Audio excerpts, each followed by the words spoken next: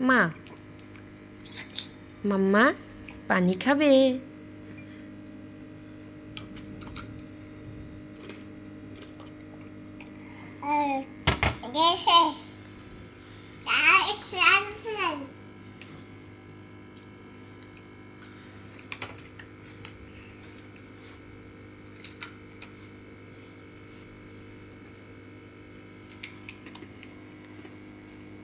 কেমন করে খাচ্ছ তুমি?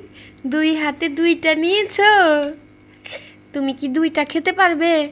দুইটা তুমি নিয়েছো? দুষ্ট মেয়ে।